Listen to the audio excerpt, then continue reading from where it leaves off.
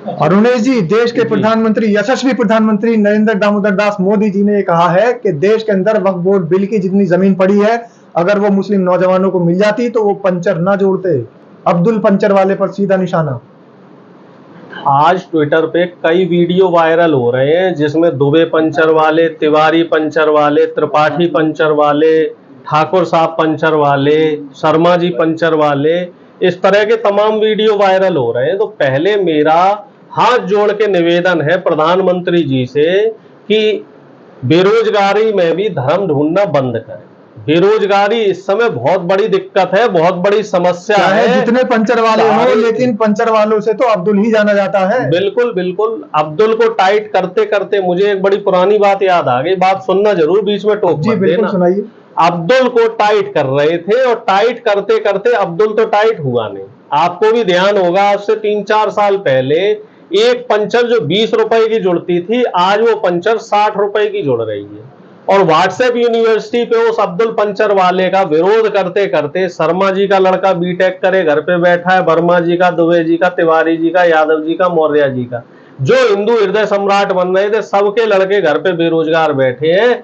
लेकिन ये अब्दुल टाइट नहीं हो रहा, ये मुस्लिम टाइट नहीं हो रहा। ये आप समझ लो, पिछले 11 साल का आप रिकॉर्ड देख लो, बीजेपी ने, पूरी बात होने दो, जितनी नफरत मुसलमानों के खिलाफ फैलाई है, उस नफरत का फायदा देखिए आप। अब आपने कौन सी मोहब्बत फैलाई है सर? अरे सुन तो लो, मैं क्या कह रहा हूँ, सुनने की क्षमता रखा करो। पत्रकार अगर सवाल करता है, मोदी जी की दूसरी बात भी तो सुन लीजिए। जवाब सुनने की भी मोदी जी ने कांग्रेसियों पर इसीलिए निशाना साधा है। आपने कौन सी मोहब्बत की? आपने कौन सी मोहब्बत की मुसलमानों से? मोदी जी सुनते कहाँ है? मुसलमानों से आपकी कौन सी मोहब्बत है? मोदी जी तो एक मोहब्बत बता दीजिए। मोदी जी तो मन की बात करते हैं भाई, जन की बात करते हैं। मोदी जी ने तो ये कहा मुसलमानों से इतनी मोहब्बत है तो अध्यक्ष क्यों नहीं बना देते कांग्रेस का? क्यों? गुलाम नबी आजाद साहब पहले बड़े नेता रहे हैं, और उससे पहले हमने तो राष्ट्रपति भी मुसलमान बनाए हैं। हमने तो राष्ट्रपति भी देश के मुसलमान बनाए हैं। मौलाना अबुल कलाम आजाद जी को अध्यक्ष बनाया है, और वो देश के राष्ट्रपति भी रहे हैं, ऐसा नहीं है। लेकिन वो तो पुराने गुजरे वक्त की बात है ना। मोदी जी कह रहे हैं अगर इतना ज्यादा मुसलमानों से प्रेम है, अब्दुल से इतना लगाव है, तो अध्यक्ष बनाइए। क्यों नहीं बनाती कांग्रेस अध्यक्ष? समय आने पे अब्दुल भी अध्यक्ष बनेंगे, और राम भी अध्यक्ष बनेंगे, और रहीम भी अध्यक्ष बनेंगे। अब दिक्कत मोदी जी को यह है कि गांधी परिवार से कोई अध्यक्ष नहीं है, एक दलित का बेटा अध्यक्ष बना हुआ है। इसलिए मोदी जी के पेट में दर्द हो रहा है कि कांग्रेस दलितों को ऊपर क्यों उठा रही है, कांग्रेस अति पिछड़ों को ऊपर क्यों उठा रही है, और बीजेपी जो मुसलमानों का डर दिखा रही है। एक बात ये बताया जाए कि जो आरएसएस के नेता हैं, रोटी बेटी का संबंध इनका मुसलमानों से क्यों है? हो सकता है मेरी बात को कांग्रेस की सरकार कब से रही है, कितने समय रही है? भाजपा की तो उसके मुकाबले कहीं भी नहीं। क्यों नहीं? मुसलमानों के लिए क्या किया? देश 2000 राजेंद्र सच्चर की रिपोर्ट क्यों नहीं लागू कर पाई कांग्रेस? 2014 के बाद ही तो देश आजाद हुआ है आप लोगों के मुताबिक। तो जब से देश आजाद हुआ है तब से तो बीजेपी की सरकार है। पहले की आप बात कर लें, पहले तो देश आजाद ही नहीं था, हम कैसे बात कर रंगनाथ मिश्रा आयोग। प्रधानमंत्री मोदी जापान जाते हैं, अमेरिका जाते हैं, रूस जाते हैं, ब्रिटेन जाते हैं। अच्छा, आज ईमानदारी से बता दीजिए कांग्रेस को दिक्कत क्या थी रंगनाथ मिश्रा आयोग की रिपोर्ट लागू करने से? पहले बात सुनो, एक सवाल का एक जवाब होगा, बीच में काउंटर नहीं करोगे। ठीक है ना? अब पहले सवाल पे आ जाइए। आप जवाब ही कहां देते हो? मोदी जी की बुराई करते हो सिर्फ। अरे बुराई का हम तथ्य पे बात कर रहे हैं, और आपको मोदी जी की बुराई हजम नहीं होती। पानी पी पी के मोदी जी को सोचते रहते हो, हमेशा जाता है। जैसे ही आपके देश के प्रधानमंत्री हैं, कथा कथित अवतारी पुरुष की जैसे ही निंदा होना शुरू होती है, आप लोगों के पेट में गुबार से उठने शुरू हो जाते हैं। प्रधानमंत्री विदेश में जहां जाते हैं वहां यही कहते हैं कि 70 साल देश में भ्रष्टाचार रहा और अब शिष्टाचार की सरकार है। तो अगर ये शिष्टाचारी सरकार है तो बेरोजगारी क्यों बढ़ रही है, महंगाई क्यों बढ़ रही है, लिंचिंग क्यों बढ़ रही है, दलित पिछड़ों और आदिवासियों के साथ शोषण क्यों बढ़ रहा है? अगर ये सरकार शिष्टाचारी है, डॉलर क्यों गिर रहा है, डीजल पेट्रोल के दाम क्यों नहीं कम हो रहे हैं? अमेरिका ने मुसलमानों पर सवाल उठाया, आप मुसलमानों के लिए क्या किया कांग्रेस ने, बताइए। फिर आ गए, फिर बात पूरी नहीं होने दे रहे, फिर आपके पेट में बुलबुले उठना शुरू हो गए। सवाल था मोदी जी मुसलमानों के लिए चिंतित है, मोदी जी पे ही जवाब दे रहे हैं। मुसलमानों के लिए चिंतित है, लेकिन कांग्रेस चिंता नहीं कर रही है। चिंतित है तो सांसद बनाए, चिंतित है तो विधायक बनाए, उनको विधायक सांसद क्यों नहीं बनाते हैं? मुसलमान हितैषी इतने ज्यादा है मोदी जी, तो इनको विधायक सांसद बनाए। अपने प्रत्याशी बना दे, हम तो कह रहे प्रधानमंत्री बना दे, मुख्यमंत्री बना दे। इतने ज्यादा मुस्लिम हितैषी है प्रधानमंत्री जी, इनको सिर्फ और सिर्फ प्रधानमंत्री और मुख्यमंत्री जहां बनाने होंगे तो आरएसएस की पाठशाला से मोदी जी ने तो मुसलमानों के लिए काम किया है। आप क्या देखिए 3 तलाक वाला मामला मुसलमानों के लिए तो था, कितनी बहनों को न्याय मिल गया। 60 लाख से ज्यादा केस अभी भी पेंडिंग पड़े हैं, धारा 370 जज नहीं है, अदालतों में केस पेंडिंग पड़े हैं, वो बहनें अभी परेशान है। ऐसे ही वक्फ बोर्ड के बाद मुसलमानों का भला हो जाएगा, जैसे 370 के बाद कश्मीरियों का भला हो गया। कश्मीर में बता रहे हैं कि इस समय माहौल इतना ज्यादा खराब है कि युवा वहां पे बेरोजगारी से परेशान है। अच्छा, वक्फ बोर्ड बिल की बात आए दिन कश्मीर में आतंकी घटनाएं होती रही। तमाम जो कश्मीर के लोग हैं वो गृह मंत्री से मिलने आए, लेकिन गृह मंत्री ने कभी भी उन्हें सही उत्तर नहीं दिया, सही तरीके से सांत्वना नहीं दी। नेताजी, लेकिन एक बात तो बताइए, मोदी जी करें तो करें क्या? मुसलमानों के लिए काम करें तो दिक्कत, काम ना करें तो दिक्कत, फिर आप ही आरोप लगा दोगे। मोदी जी सिर्फ एक काम कर दें।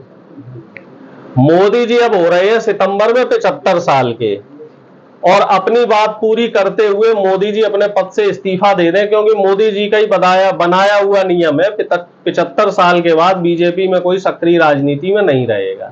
बस इतना काम कर दे, देश का तो अपने आप भला हो जाएगा। अखिलेश यादव बड़ी तेजी से आवाज उठा रहे हैं। कांग्रेस क्या उनके साथ है? कांग्रेस का स्टैंड कहां नजर आ रहा है अखिलेश? कांग्रेस आगरा जाएंगे आप भी? विपक्ष के हर गठबंधन के साथ है। अभी आप ही लोगों ने खबर फैलाई थी कि आरजेडी और कांग्रेस के बीच में दूरियां बढ़ गई। आज देखो तेजस्वी जी और राहुल जी ने मिलकर मीडिया की गलतफहमी दूर कर दी, और अखिलेश जी के साथ हम बिल्कुल हैं। लेकिन राहुल गांधी आगरा नजर नहीं आ रहे, कदम ताल मिला के साथ आपके नेताजी आगरा क्यों नहीं नजर आ रहे? नेताजी अहमदाबाद गए हुए। आगरा की जो लड़ाई है वो अभी अखिलेश जी को सौंप रखी है, और हमारे बाकी कार्यकर्ता वहां हैं, जितने भी दलित साथी हैं, पिछड़े साथी हैं, और जो भी कांग्रेसी कार्यकर्ता हैं, वो सारे के सारे आगरा हैं, और रामजी लाल सुमन के साथ कदम से अखिलेश को जैसे सौंप दिया तो क्या सत्ता भी अखिलेश को सौंप देंगे, या फिर उसमें गड़बड़ होगी? अरे श्रीमान जी, सत्ता हमारे लिए जरूरी नहीं है, हमारे लिए जरूरी है जनता। सत्ता जरूरी है मोदी जी के लिए, इसीलिए मोदी जी कुर्सी नहीं छोड़ रहे हैं।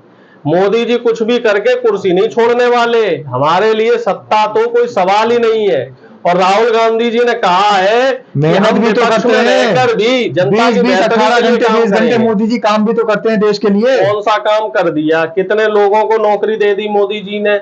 ऐसे काम से तो मैं कह रहा हूं नाकारा आदमी बढ़िया है। ऐसा काम कर रहे हैं। अमेरिका छोड़ दिया मोदी जी ने देश के लिए। सुनो, तो अमेरिका गए, वहां जाके टैरिफ की सौगात ले आए अंडानी को बचाने के चक्कर में।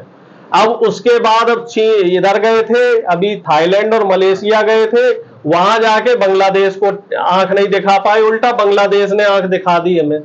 चीन के खिलाफ ये कुछ कर नहीं पा रहे। श्रीलंका से भी हमारे संबंध खराब हो गए, और अब बता रहे हैं कि नेपाल के साथ जो हमारी विदेश नीति है, आप क्या चाहते हो? देश विश्व गुरु ना बने, मोदी जी विश्व के अंदर देश का डंका ना बजाए, जब और देश में जाए ना। जब डॉलर 100 रुपए के बराबर होगा तभी देश विश्व गुरु बनेगा, और जब डीजल पेट्रोल के दाम और बढ़ेंगे तभी देश विश्व गुरु बनेगा, जब घरेलू गैस के दाम और बढ़ जाएंगे तब देश विश्व गुरु बनेगा, और जब देश का हर युवा बेरोजगार हो जाएगा तब मोदी जी का देश विश्व गुरु बनेगा। मोदी जी गुजरात में वन तारा जाए तब भी आपको दिक्कत, अब थाईलैंड चले गए तो भी दिक्कत। क्या परेशानी जी आपको थाईलैंड? क्या परेशानी? हम तो ये कह रहे हैं मोदी जी थाईलैंड गए और उनके जाने से पहले वहां भूकंप आ गया। बताओ, मतलब वो भी मोदी जी ने भूकंप ला दिया? नहीं, हम तो नहीं कह रहे, लेकिन भूकंप आ गया। और थाईलैंड ही क्यों गए भाई? नेताजी, कांग्रेस का वो हाल हो चुका है, अगर हवा नहीं चलती तो मोदी जी ने रुकवा दी हवा। देश में भी तो अरे हवा रुकवा दी तो मोदी जी ने रुकवा दी। अब भूकंप आ गया तो हम थोड़ी कह रहे हैं कि भूकंप मोदी जी की वजह से। भारतीय जनता पार्टी के नेता झूठ बोलते हैं, लेकिन मोदी जी वहां पहुंचे और उससे पहले भूचाल आ गया। और दूसरी बात कि जब इतनी विदेशों के भ्रमण कर रहे हैं प्रधानमंत्री, तो देश में जनता की भी तो हालचाल पूछिए कि सिर्फ अब राहुल गांधी को कोई अपशब्द बोल दे तो दिक्कत। अब आप पनौती बनाने पे तुले हुए। नहीं कहा पनौती तो आप लोग बोल रहे हैं। बताइए, प्रधानमंत्री को आप पनौती बोल रहे हैं, आपका पेमेंट कट जाएगा, आपकी भाषा तो यही बता रही है, बंद हो जाएगा, आपके खिलाफ कानूनी कार्रवाई हो जाएगी। बताइए, आप कह रहे हैं कि मोदी जी थाईलैंड गए हैं, मोदी जी पनौती है, आप कह रहे हैं तो बनाने में तुले हो ना। आपके नेताजी को कोई कुछ कह दे, हम कुछ नहीं कहते साहब। हमारे नेताजी को तो हमारी बला से आप कुछ भी कहते रहिए। हमारे नेता के अंदर इतनी सहनशीलता है कि हमारे नेता के ऊपर फर्क नहीं पड़ता। हमारा नेता बिल्कुल कहते हैं ना, एक वो कहावत है कि जो खानदान फर्क नहीं पड़ता, अब्दुल पंचर जोड़ता था और जोड़ता रहे, कोई फर्क नहीं पड़ता। अब्दुल की पंचर अभी 60 रुपए, फिर हो जाएगी 100 रुपए। दिक्कत है शर्मा जी, वर्मा जी, दुबे जी और तिवारी जी को। मतलब ये लोग अपने बच्चों का रोजगार देखे। अब्दुल अगर पंचर के पैसे अब्दुल के बढ़ रहे हैं तो अब्दुल के बच्चे तो इंजीनियर बन रहे, अब्दुल के बच्चे डॉक्टर बन रहे, अब्दुल के बच्चे आईएएस ऑफिसर बन रहे, अब्दुल के बच्चे बड़े बड़े बिजनेसमैन बन रहे हैं। शर्मा जी, दुबे जी और तिवारी जी के बच्चे बताइए, जो हिंदू हृदय सम्राट बने बैठे हैं, उनके बच्चे शर्मा जी, दुबे जी, तिवारी जी से आपका कौन सा जन्मों जन्मांतर का दुश्मनी का मामला है? हमारी कोई दुश्मनी नहीं है। हम तो उनसे सीधा सीधा ये कह रहे हैं, भैया हिंदू मुस्लिम की नफरत में मत पड़ो, अपने बच्चों के भविष्य की चिंता करो, अपने बच्चों को ये हिंदू मुस्लिम की नफरत मत सिखाओ, क्योंकि नफरत हमेशा घृणा को उत्पन्न करती है और घृणा से कभी किसी का भला नहीं हुआ है। भला हुआ है जब आपकी सोच प्रोग्रेसिव हो, जब आप देश में संविधान को माने, जब भाईचारे को माने, तभी देश का भला होगा। तो आपको लगता है आपके नेताजी मोहब्बत की दुकान खोलकर सब ठीक कर दें? चल रही है, बढ़िया चल रही है मोहब्बत की दुकान। जहां जा रहे हैं अमन चैन फैला रहे हैं, और प्रधानमंत्री जी जहां पहुंचाते हैं, हम तो नहीं कह रहे, आप ही कह रहे थे, वहां भूचाल आ जाता है। चलिए जनता पर फैसला छोड़ देते हैं कि आखिर मोहब्बत की